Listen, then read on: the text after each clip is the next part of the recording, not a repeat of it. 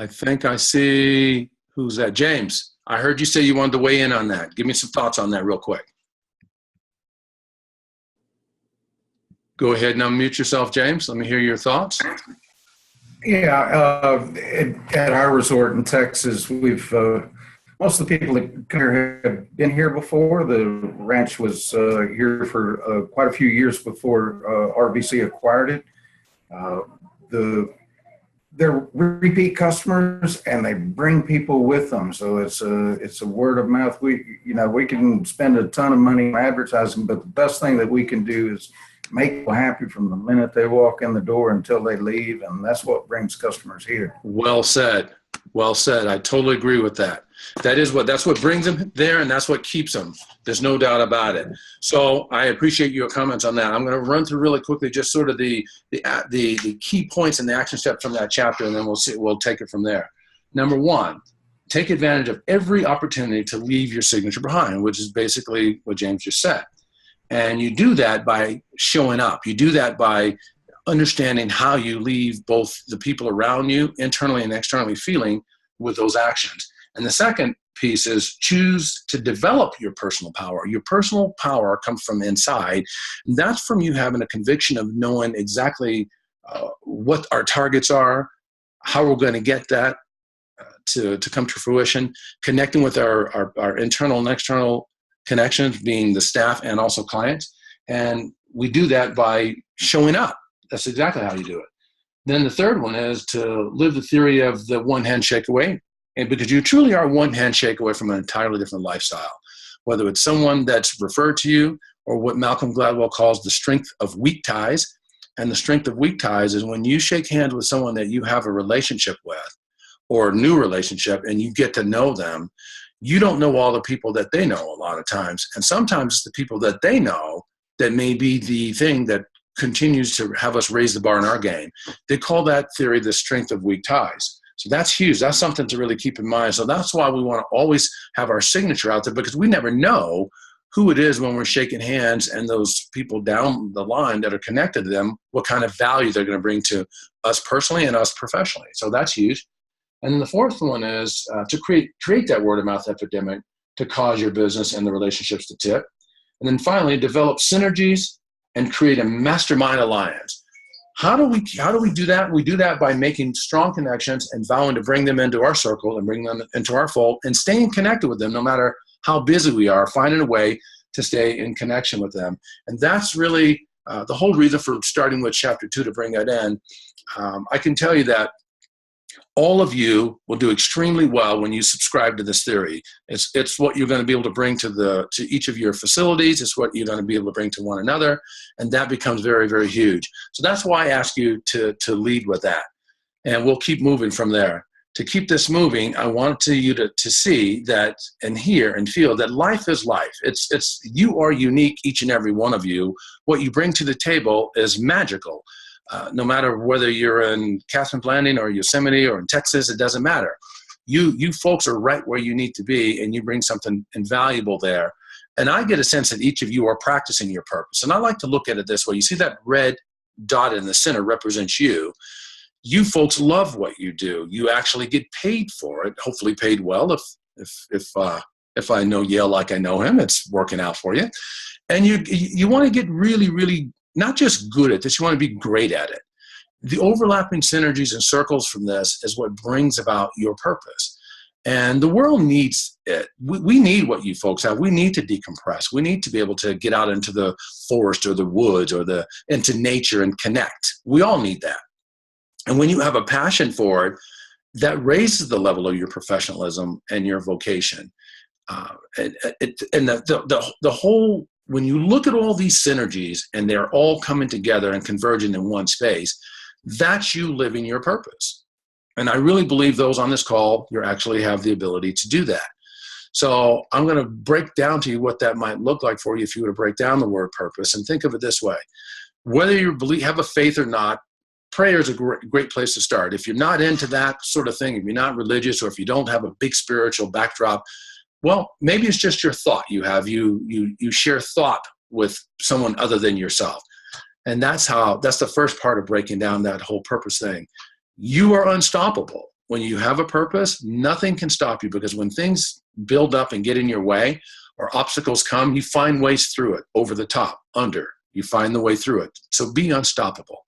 And then do the research. Be willing to do the homework, to do your homework, to bring to the table the things that are bring us all to the best place by doing your homework, doing what you say you're going to do, and say what you're going to do and make it happen, and get a backdrop for that. That's what the R stands for. Then again, here, the P, that's the people part of things. The people part of this whole purpose equation is the most critical part. It's a double-edged sword. It cuts on both sides. On the positive side, we need people to build and do great things. The other side of that coin is people are typically into themselves and all about themselves, and it's all about them, whether we're talking about the customer across the counter or you're talking about someone on our side of the fence. The people part, once we get this down, ladies and gentlemen, we're off to the races, big time. Then create an optimal flow in your life. Create an optimal flow. There's an author by the name of Mihai Csikszentmihalyi that wrote a book called Flow. And he talks about when you have to do something that you really don't like doing or you don't want to do, to create an optimal flow in your life for that, whether it's cleaning the garage or doing the dishes or cleaning up the landscape, whatever it is. I'm going to take cleaning the garage, for instance. If you want to create an optimal flow, put a timeline on it, gamify it. I always go out and I put, when I have a 2-day job to do in the garage, I don't want to spend 2 days doing that. I don't even want to do it. So I set my iPad to a timer of 2 hours and 30 minutes, and my whole goal is to beat that timer. I put a giveaway pile, a keep pile, and a save pile. And I shuffle things into those piles as quickly as I possibly can. I'm constantly watching that clock. And out of 100 times that I do that, I can tell you, I may get it in just barely under that clock 1 out of 100.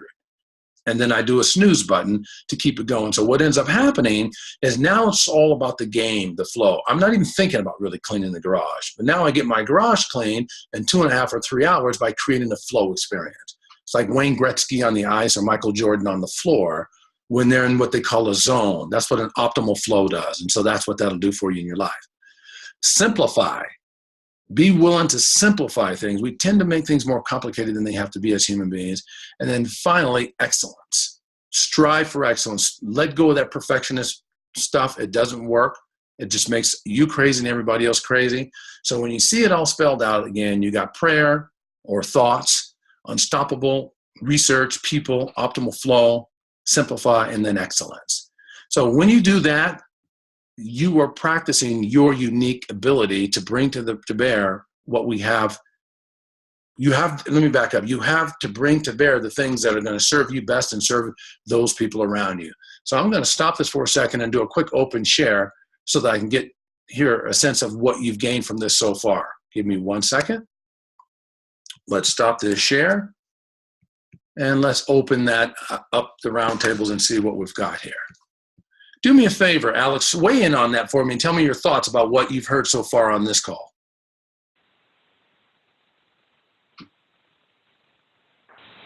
Well, in regards to purpose, I think that is, I think it's fantastic. To me, I used to read a lot of leadership books when I was young and 19. It was kind of funny, but I kind of discovered that you have to really find the fabric of your purpose. And to me, what I loved, specifically marketing, but I took it more to kind of a granular level and discovered that I just love psychology. I really loved to see why people did what they did. And from that, I could build out my purpose into becoming more of a marketer. And it was funny, I kind of let that lead my life and have gotten great satisfaction out of it. So it's kind of great to see how each of that actually breaks down into, especially the simplify piece, because we could say, I want to do this because of all these big things, but really I just love psychology. That's the only reason that's moved my life direction of marketing. So, yeah. Nice. Well done. Right. That's a great addition. Thank you for that, Alex. Appreciate it. Amanda, can you weigh in on that whole piece of whatever you've seen so far? And particularly relating to purpose. Everybody has their own purpose, and I just to see how it breaks down and how it works in my life, and I see the different steps in it that stand out to me, and I can also see the points that I need to work on more. Yes. In the purpose phrase, I know what I already, when it's broke down, what I already do well, but it also helps you to realize what you don't do well and can gain from and need to focus, do better on. Well said. That's true. And that's the reason why I broke it down and did the research to pull that together, to lay that acronym out, that those are really refined steps. And it's no odd commodity that the people part is, that P in the middle is right in the middle, which is the center of it all. So that is absolutely certainly not by surprise. Thanks, Amanda. That's a good share. Renee, you want to weigh in on that for us really quickly and share your thoughts on that purpose piece?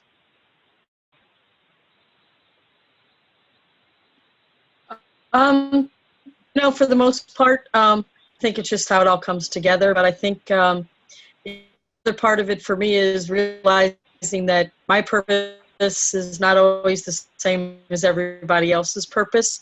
So it's how you have to mesh and make it work. What your employees want and what your guests want and what their purposes aren't always going to be in alignment with yours. So it's a changing table of how you control those things across the board. And so for me, it's you strive for excellence, but you cannot control all things that will take you to excellence. Well said. It's a constant work in progress, I think. Well said. And it's what I call the shifting priorities piece. Thank you. Thank you for that, Renee. That's really good. Jump in there, Ian. Let's hear your thought. Hey, Jess. Well, I was just, Renee, I think, couldn't you define purpose as part of your personal signature, Jesse? As something, Renee, you were mentioning that your purpose is maybe different than somebody else's, but I don't think that we all necessarily have to have the same purpose. Correct. Yours and everybody else's is their personal signature. Well said. It's unique, and that's a good add. And here's the thing, Ian, when you do, if you're on this call and you don't know your purpose, please let us help you find it. If you're on the call and you do know your purpose, let me just say, that is the difference maker. Let me just tell you a very quick story and see if this really cements, and then we'll move on. So when I was in corporate America working 36 years, doing a lot of the same work that each of you are doing on this call, and the last 18 was from the marketing perspective of it. I'd worked in different facets of the organization. And I got to be pretty decent at it because I cared about what I did. But as it turns out, it really wasn't my purpose. And I didn't really realize that. But what helped me get there was a rough situation had to happen. What happened was I knew that if they came into the Bellagio, where I was at one of my second to the last stops, is if we had 21 executives at my level, if they came in and if they fired 18 and kept 3, I know I'm one of the 3. I know I get to stay because of the education, because of the follow-up, because of the experience, because of the connections, all the stuff that, helps one gain employment and hopefully keep it. Well, that's not what happened. What happened is they came in and they fired 3 and they kept 18, and I was one of the 3. And when I got fired, I said, how can this be? Like, I've done my work. I've done the work. Well, you want to know something? The reason why that happened that way is because it was time for me to discover my purpose, because I said 2 things that changed everything when that happened. I said, never again. I said, never again will one man or one woman decide my financial fate at the snap of a finger or the signing of a pen. Then I had to figure out what it is I needed to do to discover my purpose. I had no clue. Picked up a book called Action Strategies for Personal Achievement. Please write that down. Action Strategies for Personal Achievement by Brian Tracy. Phenomenal book. It is the best book I've ever read. When I picked up that book, I don't know how I got sent to that book. I don't even know how I discovered it, but I did. He said 2 things. He said many things in there that are going to light you guys up. But the first thing he said was, if you will read an hour a day in your field of study, you will become an expert in your field in 5 years. I thought, oh my God, I can do something different. I never thought I could do anything but hospitality. The other thing he said is, if you do not know your best gifts and talents, he says, ask 10 or 15 people that are very close to you, because they know your gifts and talents, even if you don't. So I actually took that on. Reading an hour a day based on Brian Tracy, 14 years ago, I've been able to read 503 books, just reading an hour a day. Completely life-changing. And the business that I now serve you with, Just Talk Speaking and Coaching Firm, that also has a division called Lisa Listen that focuses just on empowering women, is incredible. That all came because I chose to discover my purpose. I went to figure that out. And in figuring that out, I asked those 15 people I chose, and all of them said the same thing. I said, what do you think my best gifts and talents are? They said, leading, directing, guiding others. And I did not have a clue that those were my gifts and talents before they told me. And then I asked them, what would you have me do with that? How can I make a living with that? They told me. When they told me, it made sense to me. 15 people all saying the same thing. So I went to figure it out. That's how powerful discovering your purpose can be. And that's why this whole high-performance leadership that we're doing for you, we want you guys to be at your very best, both personally and professionally. That's what Yale wants. That's what Andy wants. That's what Ian and Julie want. And that's what I want. So when you hear that story, what comes up for you? Anything, Nancy? Weigh in for me really quickly, if you will. What comes up for you when you hear that story about purpose? You're talking to somebody who's made lots of changes in jobs, and Renee and I just started this not even a year ago. So we knew we wanted to do something that was more challenging, more exciting, maybe not this challenging, but more exciting and more fun. Mm-hmm. And we just we did our research, and here we are. Very, very nice. So you could relate to that, correct? Mm-hmm. Yep. Very nice. Who else out there can relate to that, so that I don't pull you out of the weeds? Someone go ahead and step up and let me know how that relates to you. Jess, I can add a quote, actually, Mark Twain, that I like to use is, the two greatest days in your life is the day you were born and the day you find out why. Oh, yeah, that's good. Yeah, that's a good one. I just like that quote, and I keep that kind of by my side all the time. That's a very, very good one. That's a very good one. I like that one. Kate, you got something you want to share? Is that a no? I can't hear Kate. Kate, can you unmute? Let me try you. Okay, now can you speak or no? Can you hear me? I can hear you now. I just unmuted you. Okay. No, I'm just going to take notes for a few minutes. Ian, pull out another one. I like that one. I love these quotes. These inspirational quotes are like that one, Kate? I got another one. Okay, let's hear it. Let's see if I can remember it. If you want something you've never had, you have to be willing to do something you've never done. Yeah, I have that one here. That is a very good one. Those are good affirmations to start our day with. That is a good one, Kate. Let me give you one from top of mind. Those heights by great men won and kept were not achieved by sudden flight, but they, while their companions slept, were toiling upwards in the night. You got to do the work. You got to do the work, right? Because if you don't do the work, it doesn't happen. Very good. I'm going to get you guys back on a quick share and keep this thing rolling because I have some other things I want to share with you. So give me 1 second, and I'm rolling there. I'm going to make the screen visible for you and keep this party going. Here we go. So the next piece of this puzzle, I'm going to drop it right down to here, is the odds of each of you being on this planet right now are 1 in 400 trillion. 1 in 400 trillion. It's amazing to know that it's that number. When you hear that number, I can't imagine what you must be thinking when you hear that number. There's some other odds out there in the world, but there are no odds as strong as what it took for you to be on this planet, on this earth right now. Your parents had to get it right. Their parents had to get it right. Your great-great-parents had to get it right. They had to survive all kinds of challenges for this to happen, for you to be on this earth. So you being 1 in 400 trillion is a testimony of how unique you being here is. Think of some other odds really quickly.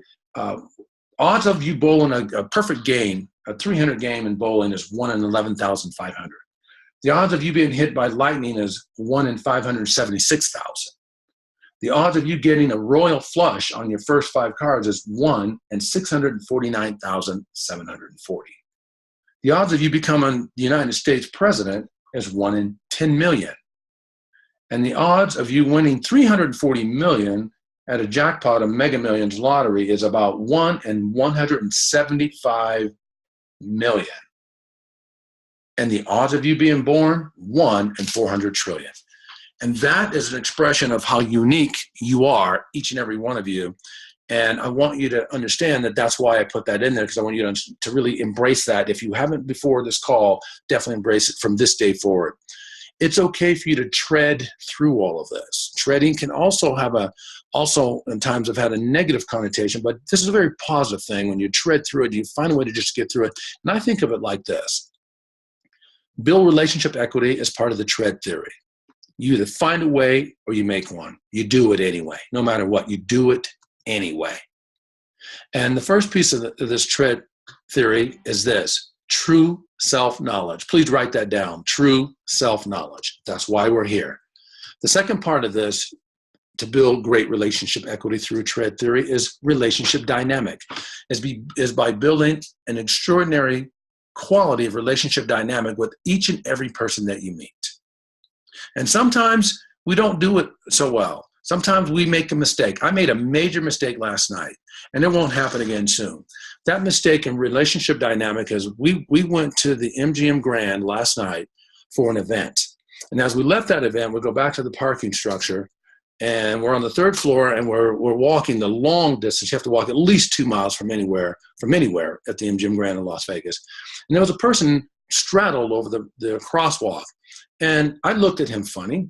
I gave him a bad look. I turned around. Then I start saying some words that I won't say here on this call. I'm going to keep it clean. Why am I doing that? I don't know this guy. Maybe he's got a gun underneath. Maybe he's got a knife. Maybe he just got out of prison. Who knows? Maybe he just killed someone for looking at him wrong. I don't know. I start to take this guy on. My hands are full. If he takes me on, I'm probably toast because I'm not in really any position. That was a poor choice of looking to create a relationship dynamic just because he made a mistake. What would have been best for me to do was just walk around the car, get to my car, and come home. So it was a situation where I failed. And I can tell you, I learned from that lesson because he got out of his car and he wanted a piece of me. And I wouldn't have mind fighting the guy, not that I haven't been in a fight since high school. But this is an excellent example of a very poor relationship dynamic experience, because I could have there's no way I can win that situation. If I beat him to a pulp, I'm going to jail. If he beats me to a pulp, that's going to change the quality of how I do things. So I can't win. Best thing for me to do is to remember, create a relationship dynamic even in the challenging times. Epic communication. The third part of this piece is create epic communication. Don't just create good communication. Use your ears, use your eyes, use your hands, you understand body language. Listen to what people aren't telling you as much as what they are telling you to create epic communication. And be willing to ask for what you want and need daily. That's how you build extraordinary relationship equity, as you're willing to ask. And then finally, diversity and inclusion. Include everyone. Anyone that has an opportunity to weigh in on a matter that makes sense for you, include them. Don't rule people off for any goofy reasons of your own. Realize that people will add value to your life. So building relationship equity connected with purpose is what we want you to do. Regardless, we want you to do it anyway. And that's a big piece. Very, very important part of this workshop is adding additional value beyond what we've already talked about. And that's why I brought that. Listen to this piece. People are often unreasonable, like I was when I just told you last night that won't happen again anytime soon. Listen to this.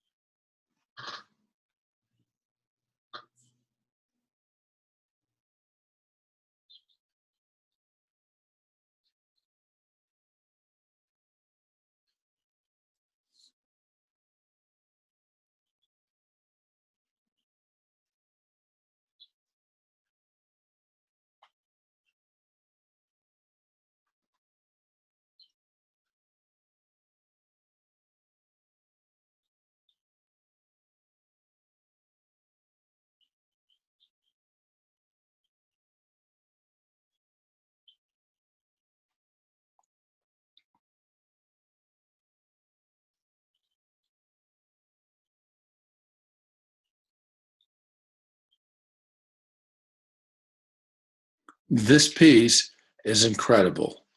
Do it anyway. It will bring you value beyond your wildest imaginations. How you leave them feeling, the concept itself, the purpose, the treading, do it anyway. You're talking about bringing joy to your life and raising the level of your character, adding personal and professional development growth to it. It all pays off and contributes to the team aspect of what we're building here at RVC. And it's a difference maker is what it is. If we're searching for greatness, if we're looking to be as good as we can be, and excellence as part of that thing, we find a way or make a way. We do it anyway. I'm going to go ahead and release this. I'm going to come back to the team, and I want to open this up. So give me a second, and I'll get you back in where I can actually see all of you, and we'll stop the share. Now, with that being added, what kind of value can that have for you in just using these simple terms and perspectives and logic and philosophy? We've got just about 9 minutes left on the call. I'm going to open this up for organic development. I want this to be for anything that we've discussed on the past call, on our first teleconference, or anything on this call. You can either share a comment or you can ask a question. We can even create a coaching moment from me coaching you or one of us coaching one another. So let's open up and create some organic conversation from here. Who wants to be my first organic prize winner for today? Step up. I see teeth and gums, but I don't see any hand. There he is. James, do it. Bring us home, James. All right. Well, I have something that would probably be interesting to everybody about purpose. I'd reached a point in my life where I had done very well in my career and made a lot of money, and it provided me with an opportunity to go on what I called the great adventure. And I thought the great adventure in a $250,000 motorhome with all of my belongings would last for the remainder of my years, and I had money to do so. And after about 6 years, I had lost my purpose. In your graph that showed how they all intertwine, I was in a very little narrow segment of making just myself happy. I enjoyed the fishing. I enjoyed the mountain climbing. I enjoyed all of the things that our customers do a few days at a time. I did for 6 years. And I lost my personal purpose. And of all the places I visited, I enjoyed this resort more than anything in the world. And all I wanted to do was to regain my purpose and to be a part of this ranch, a part of RVC, and to let the people that I come in contact with at this location feel the joy I felt while I was at the peak of the great adventure. And I also learned a lot about myself was I couldn't be a slacker for the rest of my life. Oh, wow. Standing ovation. Everybody stand. Stand, please. Standing ovation. Renee, get up. Amanda, get up. Kate, get up. Mike, stand up, please. Mike, get up from there. Mike, don't make me come out there and find you. At least lean forward. All right. Thank you. You can have a seat. Wow. What a share. That's an incredible share. Alex. That was incredible. Renee. Yes. Renee, let me hear your thoughts, either from what James said, which was extremely powerful, or anything connected to that. That was powerful. Actually, what I was thinking of when I was hearing some of your acronyms, I was in the military, and I went back to the very first one that impacted my life. It was painted on the wall when I went into ROTC, and our general officer told us you either lead, follow, or you get the blank out of the way and let the others do what they need to do. And it's very similar. That's how I have always stuck with that concept in most of my life in management. Sometimes you have to be in one of those three boxes. You lead, follow, or you move aside.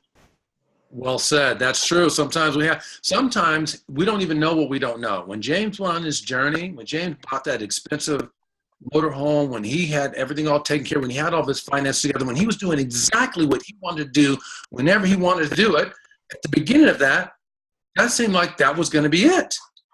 But at the end of the day, as he got into it, things evolved and some things didn't. And he thought, whoa, wait a minute. There's more here. I'm missing something, right? So that's very, very huge. Very good. How about you, Erica? What do you have to contribute to that? Anything? I had to unmute. Into family life, work. So it's Amy is beside me, but Okay. what I got out of that was do it anyway. Be your best self. Be your best you.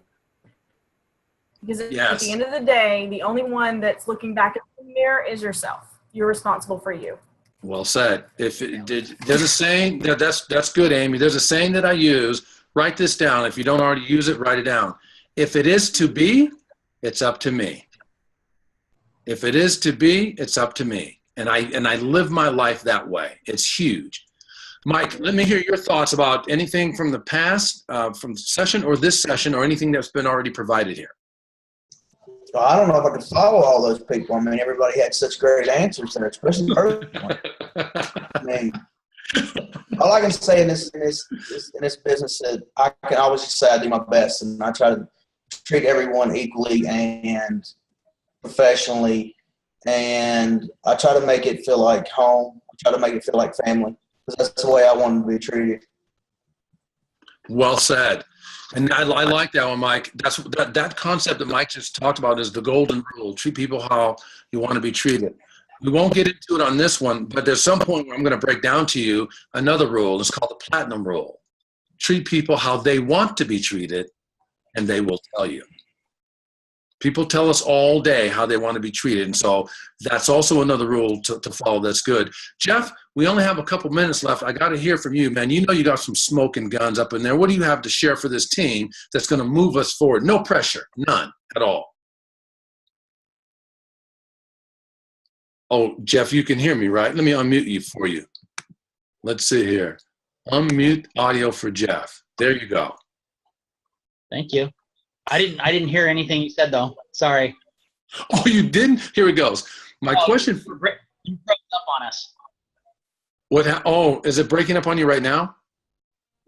No, I can hear you now. Well, did you get to see the do it anyway piece? Yes.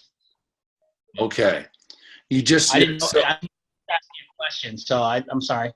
Okay, so the question is, what can you provide value-wise, either from the concept of something you gained or something you can share with us that's germane to the points that we've brought today on the session? Oh, okay. No, I just I think a lot of the points that you brought up all together, it just shows that you just need to have focus and you need to do it and with the highest integrity, and you need to make sure you're going after it and not letting up on the gas at all. And if we can do that and we can communicate that out as a team, then I think everything's going to be good to go, especially with aligning with all of our core values. I totally agree with you. Aligning with the core values, building that management 101 structure, and knowing that this is exactly how we're going to get it done. So I will say this to you, team. This is where it starts, by being able to be in a forum like this, be able to be centered like this, and add and contribute. I want to offer that if anyone that's out there that wants an assist with that focus, please let Julie know, and Julie will get in touch with me and let me know, and we'll figure out how to make all that happen for you, preferably at a group setting if there's 3 or 4 or 5 of you or whatever. I can tell you right now, I know you guys are always pressed for time. I saw that in some of the comments. I'll say this to you. I can guarantee you we can do that within 15 to 20 minutes. It won't take any longer than that if you want to do a drive-by on that to make that happen. So I'm going to close this session to say that it truly is a wonderful blessing to be on a call with all of you and to keep you moving forward. I would like for you to just give me one single takeaway. At the close of this call, shoot me an email at speak@justtalk.com, speak@justtalk.com, and tell me the one thing that stood out for you the most on this call that you will actually do something about and use. And that way I can share that with the team. So outstanding to have you on the call. I promise to get you out on time. So this is the time when we get to say an RVC, peace out.